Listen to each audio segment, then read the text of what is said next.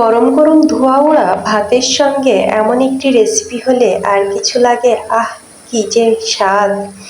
আমি আজকে তোমাদের সাথে একটি উচ্ছের স্পেশাল রেসিপি শেয়ার করছি। আসলে যাদের পাশে উচ্ছে রান্না করলে সবাই চিল্লাচিল্লি শুরু করে, তাদের জন্য এই রেসিপিটা।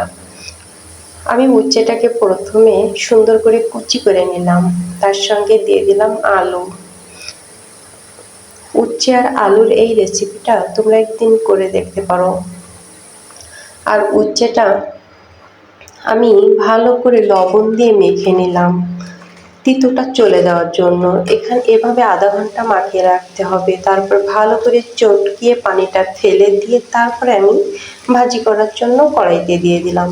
এখানে দিয়ে দিলাম হলুদ, লবণ আর 2টা পেঁয়াজ। তার সঙ্গে দিয়ে দিলাম কিছু রসুন।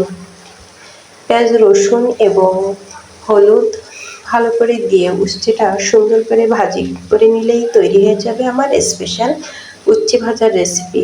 তবে আপনারা ভুলেও এখানে ঝাল দিবেন না, ঝাল দিলে কিন্তু উচ্ছেতে আরও তিতের পরিমাণ বেড়ে যায়। এভাবে একদিন ভেজে দেখুন না, দারুণ মজা হবে এবং গরম ভাতের সঙ্গে এটা খুব মজা হয়।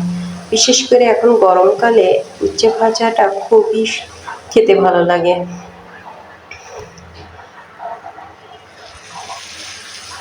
আমি প্রথমে একটু খালি কড়াই নাড়াচাড়া করে তারপরে তেল দিয়েছি। কিন্তু আজকে রেসিপিটা কেমন হলো সবাই কমেন্ট বক্সে জানাবে। কিন্তু সবাই ভালো থেকো। আজকের মতো এ পর্যন্তই। আল্লাহ হাফেজ।